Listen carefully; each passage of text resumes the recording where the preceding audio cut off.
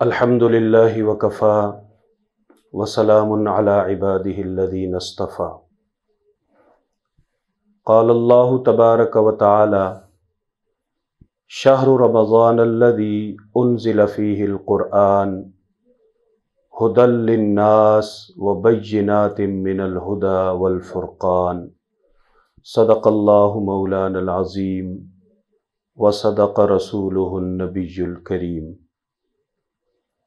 محترم حاضرین و ناظرین، السلام علیکم ورحمۃ اللہ وبرکاتہ۔ آج کی ہماری گفتگو کا عنوان ہے رمضان المبارک تاریخ کے آئینے میں۔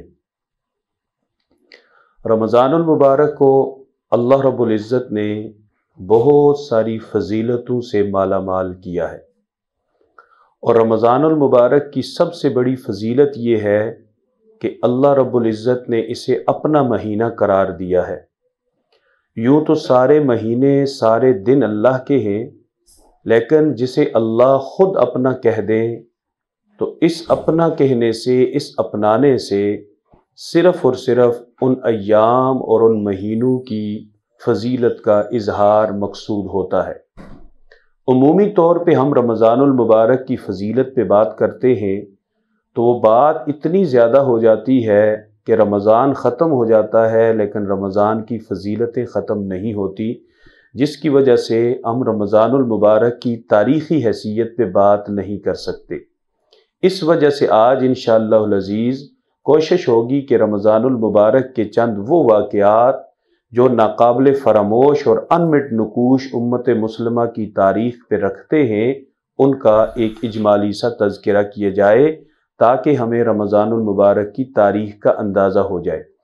رمضان المبارک کی اگر تاریخ کو دیکھا جائے تو 2 رمضان المبارک کو اللہ رب العزت نے جناب موسیٰ علیہ السلام کا کوہ طور پہ چلہ مکمل فرمایا، اور اللہ نے موسیٰ علیہ السلام کو احکامات کی ایک کتاب جسے تورات کہا جاتا ہے، تورات عطا فرما کے امت کی ہدایت اور امت کی رہبری کا فریضہ سونپا۔ تو جب تورات موسیٰ علیہ السلام کو ملی تو تاریخی شواہد کے مطابق رمضان المبارک کی 2 تاریخ تھی، اور عیسیٰ علیہ السلام کو اللہ رب العزت نے نبوت سے سرفراز فرمایا، رسالت عطا فرمائی، اور اس کے ساتھ ایک کتاب دی جسے انجیل کہا جاتا ہے۔ تو عیسیٰ علیہ السلام کو جس دن اللہ رب العزت نے انجیل عطا فرمائی تو 12 رمضان المبارک کی تاریخ تھی۔ 18 رمضان المبارک اللہ کے ایک جلیل القدر نبی حضرت داؤد علیہ السلام، جنہیں اللہ نے سلطنت بھی دی تھی، کمالات بھی دیے تھے، معجزات بھی دیے تھے، اور ساتھ میں نبوت اور رسالت بھی عطا فرمائی تھی۔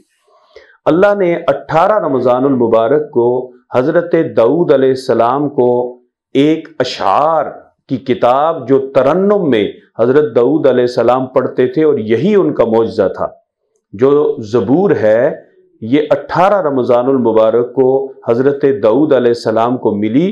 اور زبور یہ کوئی احکامات کی کتاب نہیں تھی بلکہ اس میں اشعار تھے، اور حضرت داؤد علیہ السلام ترنم کے ساتھ ان اشعار کو پڑھتے، یا جبال اوبی معہ والطیر وَأَلَنَّا لَهُ الْحَدِيدَ، ان کے ساتھ پرندے بھی جو ان کے ساتھ شامل ہو جاتے، اور پہاڑ بھی ان کے ساتھ۔ اس قدر خوبصورت آواز اللہ نے دی تھی کہ پہاڑ بھی ان کے ساتھ پڑھنے میں شامل ہو جاتے، اور دنیا یوں سمجھے کہ رک جایا کرتی تھی جب حضرت داؤد علیہ السلام زبور کی تلاوت فرماتے۔ تو اللہ نے جس دن حضرت داؤد کو زبور عطا فرمائی تو تاریخی اعتبار سے رمضان المبارک کا مہینہ اور رمضان کی 18 تاریخ تھی۔ آخری عشرے کی کوئی طاق رات جسے لیلۃ القدر کہا جاتا ہے، اللہ رب العزت نے لیلۃ القدر جو رمضان المبارک کی آخری عشرے کی کوئی ایک طاق رات ہے، اسے اللہ نے قرآن مجید کے نزول کے لیے منتخب کیا اور فرمایا انا انزلناہ فی لیلۃ القدر۔ تو قرآن اترا رمضان المبارک کی آخری طاق راتوں میں سے کسی ایک رات میں، جسے لیلۃ القدر کہا جاتا ہے، تو قرآن ملا وہ بھی رمضان میں۔ اور جب 27 رمضان المبارک آئی تو اللہ رب العزت نے مجھے اور آپ کو پاکستان دیا۔ تو رمضان المبارک ہی میں قرآن ملا اور رمضان المبارک ہی میں پاکستان ملا، تو یوں سمجھیے کہ اللہ تعالیٰ یہ کہنا چاہتے ہیں کہ جیسے قرآن کا محافظ میں خود ہوں، اسی طرح پاکستان کا محافظ بھی میں خود ہوں۔ اگر ہم خود اپنی بدعمالیوں سے، بد انتظامیوں سے اسے ضائع کر دیں تو یہ ہمارا قصور ہے، لیکن اللہ نے رمضان میں یہ خوبصورت ملک دے کے ہم پہ احسان کیا اور ہمیں ایک تحفہ دیا۔ دوسری طرف چلتے ہیں تو یکم رمضان المبارک رئیس الاولیاء، پیر طریقت اور پیران پیر شیخ عبد القادر جیلانی رحمہ اللہ یکم رمضان المبارک کو اس دنیا پہ تشریف لائے۔ آپ کا یوم ولادت یکم رمضان المبارک ہے، اور 3 رمضان المبارک نبی کریم صلی اللہ علیہ وسلم کی وہ لخت جگر کہ جنہیں محبتیں نبوت کی ملی اور اکٹھی ملی، اس لیے ملی کہ 7 بیٹے بیٹیوں میں سے اللہ رب العزت نے بیٹوں کو بچپن میں اٹھا لیا اور باقی بچیاں یکے بعد دیگرے جوانی میں اللہ کے پاس جاتی رہیں۔ ایک خاتون جنت زہرا بطول حضرت فاطمہ الزہرا رضی اللہ تعالی عنہا، جن کے بارے میں حضور نے فرمایا کہ فاطمہ میرے جسم کا ایک ٹکڑا ہے، فاطمہ میرے بدن کا ایک حصہ ہے، اور اللہ نے اما فاطمہ الزہرا رضی اللہ تعالی عنہا کو ایسا عکس مصطفیٰ بنایا تھا۔ اما عائشہ صدیقہ رضی اللہ تعالی عنہا فرماتی ہیں کہ میں نے چلنے میں، چال میں فاطمہ سے زیادہ آقا کا عکس کسی کو نہیں دیکھا، آقا کے مشابہ کسی کو نہیں دیکھا۔ فاطمہ چلتی تھی تب بھی یوں لگتا تھا کہ مصطفیٰ چل رہے ہیں، اور فاطمہ بولتی تھی تب بھی یہ لگتا تھا کہ مصطفیٰ بول رہے ہیں۔ 3 رمضان المبارک کو 6 مہینے حضور کی رحلت کے گزرے۔ جب اللہ کے رسول صلی اللہ علیہ وسلم نے کان میں بات کی، اماں رونے لگی، پھر کان میں بات کی، اماں ہنسنے لگی۔ پوچھا گیا کہ آپ روئی کیوں، ہنسی کیوں؟ تو جواب ملا کہ آقا نے مجھے پہلے کہا کہ بیٹی میں سب کو چھوڑ کے ہمیشہ کے لیے رخصت ہونے والا ہوں، تو والد اور نبی کریم صلی اللہ علیہ وسلم کی جدائی کا سن کے میں برداشت نہ کر سکی، تو حضور کو میرا رونا برداشت نہ ہوا۔ تو آپ صلی اللہ علیہ وسلم نے مجھے کہا کہ دوسرا کان قریب کرو، تو میں نے دوسرا کان قریب کیا تو فرمایا کہ میرے خاندان میں سب سے پہلے جو مجھ سے آ کے ملے گا وہ کوئی اور نہیں، وہ تو ہوگی، میرے جسم کا ٹکڑا ہوگا۔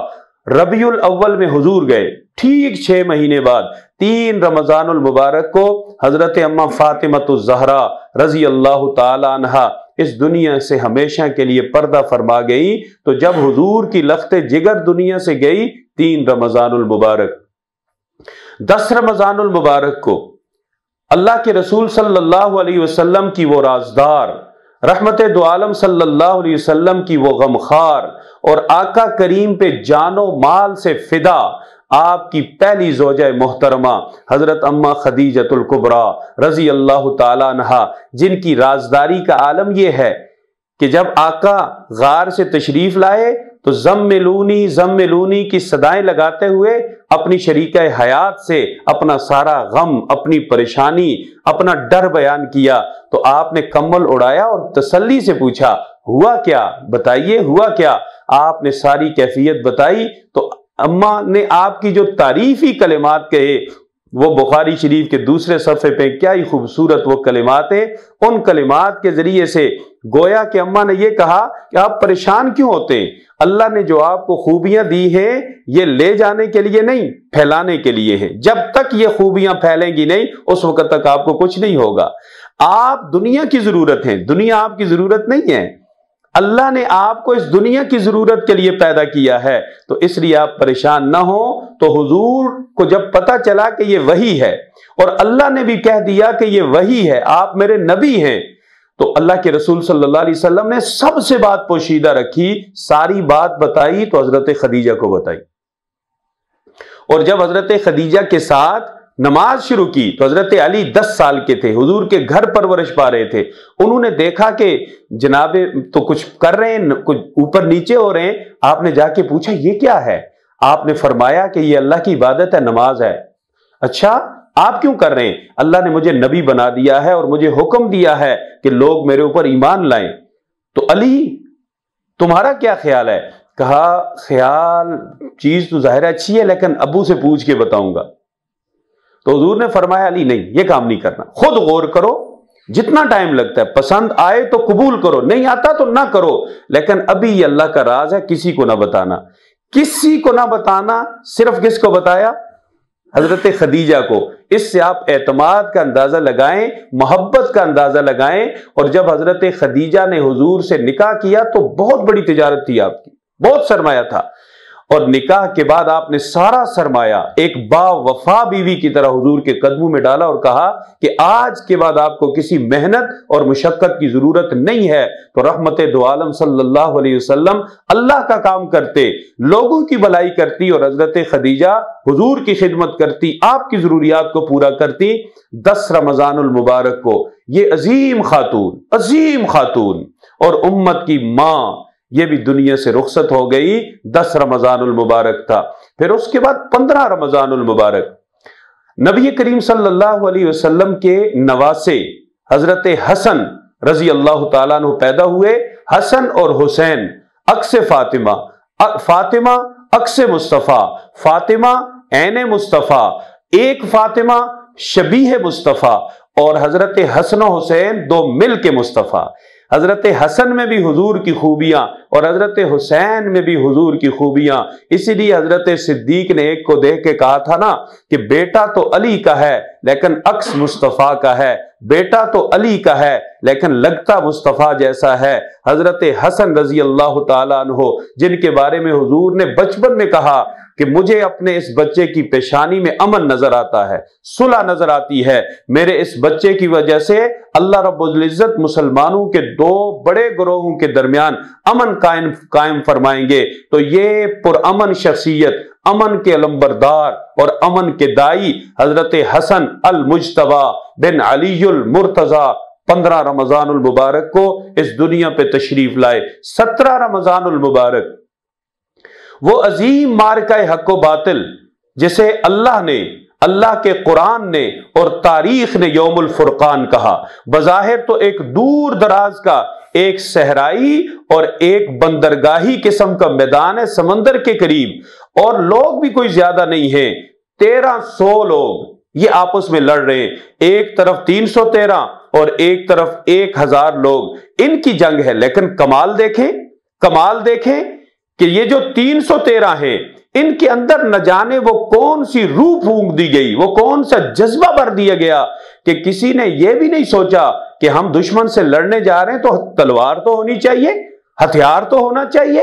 دشمن سے لڑنے جا رہے ہیں، کسی کے ہاتھ میں پتھر ہے، کسی کے ہاتھ میں ڈنڈا ہے، کسی کے پاؤں میں جوتا ہی نہیں، کوئی گھوڑے پہ ہے، کوئی پیدل ہے، ایک اونٹ پہ 3-3 4-4 لوگ سوار ہیں، اور مدینہ طیبہ سے 90 میل کا فاصلہ ہے، تقریباً 140 کلومیٹر سے زیادہ، اور یہ دوڑ رہے ہیں، ایک جذبات ہیں، دیوانہ وار دوڑ رہے ہیں۔ کیوں دوڑ رہے ہیں؟ اللہ کے رسول کا حکم ہے، اللہ کے دشمنوں سے لڑنا ہے، اور پہنچ گئے۔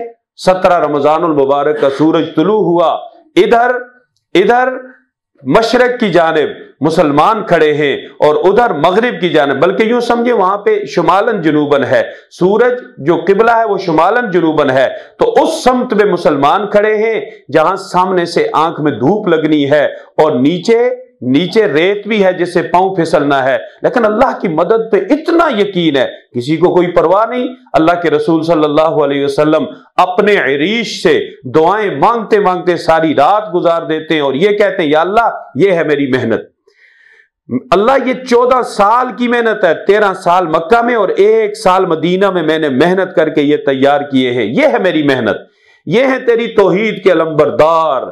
اگر آج یہ جیت گئے تو تیرا نام قیامت تک زندہ رہے گا، آج یہ نہ رہے قیامت تک تیری عبادت کرنے والا دھرتی پہ کوئی نہیں ہوگا۔ ربا عبادت چاہیے تو بچا لے، اپنے نام کی سربلندی چاہیے تو بچا لے، نہیں چاہیے تو مٹا دے، ہم مٹنے کے لیے تیار ہیں۔ لیکن اللہ نے فرشتوں کو اتارا۔ میں نے اس بار دیکھا، بدر کی اس دفعہ زیارت کا موقع ملا الحمدللہ، پہلے میں نے نہیں دیکھا تھا کیونکہ اجازت نہیں ہوتی تھی عمرے والوں کو، تو وہاں پہ کسی نے بتایا، میں حیران ہو گیا، پہاڑ جو بدر کا پہاڑ ہے جسے جبل الملائکہ کہتے ہیں، جبل الملائکہ سیدھا ایک پہاڑ ہے پتھر کا، بٹی کا نہیں ہے، اور اس کے اوپر ریت ہے، اس پہاڑ پہ ریت ہے، ریت کی یہ خوبی ہے کہ ہوا چلتی ہے تو ریت اپنے ٹیلے بھی بدلتی ہے، آج یہاں ٹیلا ہے تو کل ادھر ٹیلا بن جائے گا، چاروں طرف سے ہوا آتی رہے گی، ریت اڑتی رہے گی، نئی پہاڑی بن جائے گی، ختم ہو جائے گی۔ لیکن اس جبل الملائکہ کے اوپر جو ریت ہے وہ اس دور سے ہے جب اللہ نے فرشتے اتارنے کا فیصلہ کیا تو پہاڑ پہ اللہ نے ریت ڈلوائی، اور اس ریت کے نرمی کے اوپر فرشتے اترے، ہوا آج تک چلتی رہی لیکن اس ریت کو وہاں سے نہیں ہلا سکی۔ اگر وہ ریت نیچے بھی آتی ہے پھر واپس اوپر چلی جاتی ہے۔ 3 کلومیٹر کے پہاڑ کے اوپر ریت ہے، اللہ آپ کو بھی لے کے جائیں، ضرور دیکھیے گا وہ جبل الملائکہ، اور اس پہ ریت، یہ اللہ کی مدد، اللہ کی نصرت اور قرآن کی حقانیت کی دلیل ہے کہ فرشتے آئے، اللہ تعالیٰ نے اتارے، اور پھر جب شام ہوئی 70 کافر قتل ہو چکے تھے اور 70 قیدی بن چکے تھے، 10 یا 11 صحابہ غالباً وہ شہید ہوئے تھے، اور شہید بھی عظیم لوگ تھے، عظیم شہید تھے۔ اور یہاں پر بھی دنیا نے دیکھا اللہ کے رسول صلی اللہ علیہ وسلم کی جنگی حکمت عملی، ایک تو صفیں بڑی شاندار، مسلمانوں کی ترتیب بڑی عمدہ، اور دوسرا قریش کی طرف سے 3 لوگ آئے، عتبہ بن ربیعہ، شیبہ بن ربیعہ اور ولید بن عتبہ، 2 سگے بھائی اور 1 کا بیٹا، یہ 3 آئے۔ اب ان لوگوں کی بھی جرات دیکھیں۔ تو یہاں ایک آدمی کہہ رہا تھا جی میں پوری فیملی سمیت اکٹھے سفر نہیں کرتا، گاڑی میں رسک ہوتا ہے، سارے اکٹھے نہ مر جائیں، تو ہم کسی ایک کو گھر چھوڑ کے جاتے ہیں تاکہ کوئی بچ جائے۔ بھائی گھر والا اگر مر جائے تو جو جا رہے ہیں وہ بچ جائیں، گھر والا مر جائے، اتنا زیادہ رسک نہیں ہونا چاہیے، اللہ پہ بھی بھروسہ ہونا چاہیے۔ کہتا ہے جی بچے 2 یا 3 اکٹھے لے جاؤں سب کو، یہ تو بڑا رسک ہے کہیں مر نہ جائیں۔ بھائی گھر جن کو چھوڑ کے جا رہے ہیں ان کو گارنٹی ہے ان کی کوئی؟ تو وہ تینوں ایک گھر کے یہ نکلتے، اور ادھر جنگی حکمت عملی رسول اللہ صلی اللہ علیہ وسلم نے اپنے داماد اور چچا زاد بھائی اور اپنے چچا ان دونوں کو بھیجا، اور ساتھ میں حضرت عبیدہ، یہ 3 لوگ گئے تاکہ دنیا یہ نہ کہے کہ حضور اپنوں کو بچا رہے ہیں، پیچھے کر رہے ہیں اور دوسروں کو آگے کر رہے ہیں۔ انصار آگے بڑھے، حضور نے پیچھے کیے، علی تم جاؤ، حمزہ تم جاؤ، عبیدہ تم جاؤ، اور پھر جو گئے کمال کر دیا، دوسرا وار نہیں کیا، پہلے ہی وار میں عتبہ بھی وہ، عتبہ بن ربیعہ بھی وہ، شیبہ بن ربیعہ بھی وہ پڑے ہوئے ہیں، ایک بچ گیا ولید، اور اس نے وار کر کے حضرت عبیدہ کو زخمی کیا، وہ اس کو نہ مار سکے، تو پھر حضرت علی آگے بڑھے، اس کو بھی فارغ کر دیا۔ تو یوں 3 لاشیں دیکھ کے کافر تو کام گئے، اور یک بارگی حملہ ہوا، شام ہوئی، 17 رمضان المبارک، اللہ نے فتح مسلمانوں کے حق میں لکھ دی اور شکست کافروں کے حق میں لکھ دی، جسے اللہ نے یوم الفرقان کہا، اس کے لیے 17 رمضان المبارک کا انتخاب کیا۔ ایک چیز میں سوچتا ہوں، ہم کپڑے دھونے کا کام بھی کہتے ہیں رمضان سے پہلے کر لیں، پھر رمضان آ رہا ہے پتہ نہیں کھا لے گا، باقی کام رمضان کے بعد کریں گے۔ تو اب ان کی جنگیں دیکھیں، غزوہ بدر رمضان المبارک میں، اور پھر 20 رمضان المبارک فتح مکہ کے لیے اللہ کے رسول صلی اللہ علیہ وسلم نے جس مہینے کا انتخاب کیا، رمضان المبارک، 20 رمضان المبارک کو وہ شہر مکہ جہاں سے اللہ کے رسول صلی اللہ علیہ وسلم یہ کہتے ہوئے نکلے تھے، مکہ تو مجھے بہت محبوب ہے، میرا بچپن، میرا لڑکپن، میری جوانی، میرا سب کچھ ادھر گزرا ہے، میری زندگی کے 53 سال تیری گلیوں، تیرے کوچوں، تیرے پہاڑوں کو اور تیرے بیت اللہ کو دیکھتے ہوئے گزرے ہیں، مجھے تو بہت محبوب ہے۔ 8 یا 9 سال کے بعد رسول اللہ صلی اللہ علیہ وسلم 10,000 کا لشکر لے کے آئے۔ نبی الملاحم آپ کا ایک نام ہے، جنگوں والے نبی۔ کیا کمال کی جنگی حکمت عملی ہے، بندے 10,000 ہیں لیکن آپ نے شو ایسے کرایا جیسے 1 لاکھ ہے، اور شو کیسے کرایا، کہا رات کو جائیں گے، مکہ کے بالکل پاس پڑاؤ ڈالیں گے، اور ترتیب یہ ہوگی قریب قریب نہیں، دور دور، اور ہر بندہ اپنی آگ جلائے گا، دوسرے کی آگ پہ کوئی نہیں بیٹھے گا۔ ادھر آگ جلوائی، اندھیرا، اور ہر بندہ 10,000 آگے جل رہی ہیں پورے میدان کے اندر، رات کو کس کو نظر آتا ہے بندے کتنے؟ اور پھر جب جناب ابو سفیان آئے، مسلمان نہیں ہوئے تھے، دیکھا، دیکھتے ہی کہا ان سے لڑنا تو ممکن نہیں ہے، اتنا بڑا لشکر کہاں سے لائے ہو؟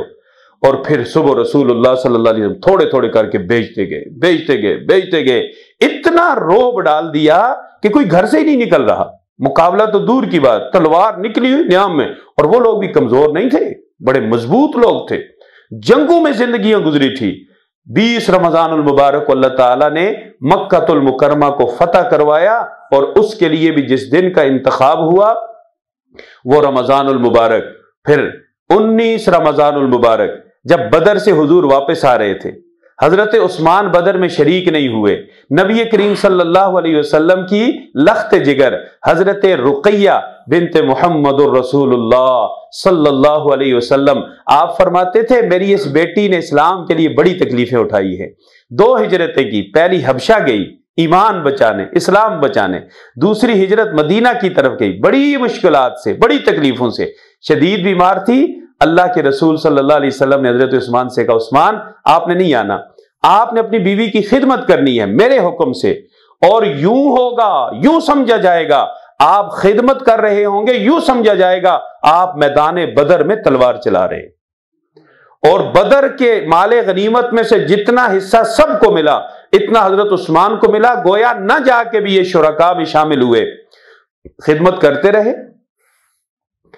लेकिन कुछ इख्तियारात अल्लाह ने अपने पास रखे। अल्लाह ताला उसमें किसी का इंतजार नहीं करते। अल्लाह ने अपने महबूब का भी इंतजार नहीं किया। हुजूर बदर में और इधर हजरत रुकैया अल्लाह के पास चली गई। 19 रमजानुल मुबारक को जब अल्लाह के रसूल सल्लल्लाहु अलैहि वसल्लम वापस आए तो बकी में देखा कब्र खोदी जा रही है, लोग खड़े हैं। भाई ये कौन है, क्यों, किसकी कब्र? कहा हुजूर आपकी लख्ते जिगर चली गई। तो रहमत दो आलम सल्लल्लाहु अलैहि वसल्लम ने फरमाया, रुकैया रुकैया मुझे समझ नहीं आ रही कि मैं बदर की फतह पे ज्यादा खुश हूं कि तेरे जाने पे ज्यादा गमगीन हूं। चली गई अल्लाह के पास। 19 रमजानुल मुबारक को हजरत रुकैया, 3 रमजानुल मुबारक को हजरत फातिमातुज़ ज़हरा रजी अल्लाह ताला अन्हा, और 19 रमजानुल मुबारक शहर कूफा, कूफा का शहर, हजरत अली अमीरुल मोमिनीन कर्रमल्लाहु वजहहू रजी अल्लाह ताला अन्हो फजर की नमाज के लिए निकले और आवाज लगा रहे थे, लोगों उठो आओ नमाज के लिए, नमाज के लिए। तो एक खारजी बदबख्त जिसका नाम इब्ने मुलजिम था, अब्दुर्रहमान इब्ने मुलजिम, एक खातून किसी बदकारा के ऊपर ये आशिक हो गया, वो भी खारजिया थी। उसने इससे ये कहा कि मैं तेरे साथ तब मोहब्बत या शादी करूंगी जब तू हजरत अली रजी अल्लाह ताला अन्हु को शहीद करेगा। यूं ये बदबख्त अपनी झूठी मोहब्बत की प्यास बुझाने के लिए जहर आलूद खंजर या तलवार लेके हजरत अली रजी अल्लाह ताला अन्हु के रास्ते में छुप गया। और हजरत अली रजी अल्लाह ताला अन्हु जब तशरीफ लाए, इसने मौका पाते ही आपके सर मुबारक पे हमला किया और यहां से लेके पेशानी से लेके कनपट्टी तक एक गहरा जख्म आया, जिसकी वजह से हजरत अली रजी अल्लाह ताला अन्हु जख्मी होके गिरे। मुसलमानों ने इब्ने मुलजिम को पकड़ लिया और पकड़ने के बाद उसके टुकड़े टुकड़े किए और टुकड़े टुकड़े करके उसे आग में जलाया। उस बदबख्त को दायमी जहन्नमी था, जहन्नम से ही, जहन्नम की आग से उसका सफर शुरू हुआ। 19 रमजानुल मुबारक को हजरत अली रजी अल्लाह ताला अन्हु जख्मी हुए और 21 रमजानुल मुबारक जब आखिरी अशरा शुरू हो चुका था, हजरत अली रजी अल्लाह ताला अन्हु अल्लाह के पास चले गए। अमीरुल मोमिनीन हजरत अली रजी अल्लाह ताला अन्हु खुलाफाए राशिदीन में से भी है, नबी के दामाद भी हैं। हजरत फातिमातुज़ ज़हरा जो जन्नत की औरतों की सरदार हैं, जन्नत की औरतों के सरदार के शोहर भी हैं, सैयदा शबाब अहलिल जन्ना अल हसन वल हुसैन, इनके वालिद भी हैं। और अल्लाह ने इन्हें ये एजाज दिया है कि हर एक की नस्ल वालिद से चलती है। हुजूर की नस्ल हजरत फातिमा से चली और हजरत फातिमा के शोहर हजरत अलीउल मुर्तजा रजी अल्लाह ताला अन्हु, हुजूर ने इनके बारे में फरमाया, या अली अंत अखी फिद दुनिया वल आखिरा, अली तू दुनिया में भी मेरा भाई है, आखिरत में भी मेरा भाई होगा। जब मवाक़ात मदीना कायम हुआ, एक अंसार और एक महाजिर, हजरत अली को हुजूर ने साइड पे खड़ा किया, सबको भाई भाई बना दिया, अली रह गए। हुजूर ने देखा अली के चेहरे के ऊपर थोड़ी सी परेशानी है कि मेरा भाई कोई नहीं बना। रहमत दो आलम सल्लल्लाहु अलैहि वसल्लम ने अपने पास बुलाया और काली परेशान क्यों होते हो, तुझे मैंने अपने लिए बचा के रखा है और अपने आप को तेरे लिए बचा के रखा है। अंत अखी फिद दुनिया वल आखिरा, तो दुनिया में भी मेरा भाई, आखिरत में भी मेरा भाई। हजरत अली हर जंग में हुजूर के साथ रहे, सवाए गज़वा तबूक के। غزوہ تبوک میں حضور صلی اللہ علیہ وسلم حضرت علی کو اپنا نائب بنا کے مدینہ میں چھوڑ کے گئے. جنگجو آدمی تھے، بہادر تھے، دلیر انسان تھے. تو آپ کو یہ چیز تھوڑی سی ناگوار گزری کہ پیچھے دیکھو عورتیں یا بچے یا معذور، اور ایک میں پریشانی کا اظہار کیا اللہ کے رسول صلی اللہ علیہ وسلم کے سامنے. تو آقا نے فرمایا نہیں پریشان کیوں ہوتے ہو؟ موسیٰ طور پہ گئے تو ہارون کو چھوڑ کے گئے نا، تو کیا ہارون کو ساتھ لے کے جاتے طور پہ؟ تو انت منی بمنزلت ہارون من موسیٰ، تو میرے لیے ایسے ہے جیسے ہارون موسیٰ کے لیے اور موسیٰ ہارون کے لیے علیہم الصلاۃ والسلام. لیکن انا خاتم النبیین لا نبی بعدی، میں آخری نبی ہوں، میرے بعد نبی کوئی نہیں آئے گا، کوئی پیدا نہیں ہوگا، نبوت کسی کو نہیں دی جائے گی. یہ والا فتنے کا دروازہ بھی بند کر دیا اور اپنی محبت کا اظہار بھی کر دیا. میرے بھائیوں، میرے بزرگوں، ہمارا یہ عقیدہ ہے کہ اہل سنت والجماعت کا یہ عقیدہ ہے کہ صحابہ وہ بھی ہمارے ایمان کا حصہ ہے، معیار حق ہے. اسی طرح اہل بیت بھی ہمارے ایمان کا حصہ ہے اور معیار حق ہے. صحابہ وہ بھی ہماری محبتوں کے محور اور مرکز ہیں. اہل بیت کے بغیر بھی ایمان نہیں، صحابہ کے بغیر بھی ایمان نہیں. کیوں؟ اہل بیت بھی سارے کے سارے بنیادی طور پہ صحابہ ہی ہیں. صرف نسبت رسول کا اعزاز انہیں حاصل ہے، جس کی وجہ سے وہ اصحاب رسول سے نسبت کی وجہ سے اعلیٰ ہیں، بلند ہیں. اور نبی کریم صلی اللہ علیہ وسلم نے فرمایا صحابہ اور اہل بیت ان کی مثال یوں ہے، سمندر ہو اس پہ کشتی ہو، اوپر ستارے ہوں جن سے رہبری لی جائے. تو سمندروں کے اندر رہبری اور رستہ دیکھنے کے لیے آسمان ہی کی طرف دیکھا جاتا ہے اور کچھ بھی نظر نہیں آتا. پانیوں میں نشانیاں نہیں رکھی جاتی کہ یہ والی نہر تھی، پچھلی دفعہ ہم اس کے پاس سے گزرے تھے، یہ لہر اب اس دفعہ اس کے پاس گزریں گے. پانی کے اندر کوئی دوام نہیں ہوتا. پانی سے بچنے کے لیے کشتی یا جہاز ہے اور منزل پہ پہنچنے کے لیے ستارے ہیں. تو نبی کے صحابہ آسمان کے ستارے، نبی کے اہل بیت حضرت نوح علیہ السلام کی کشتی کی مانند.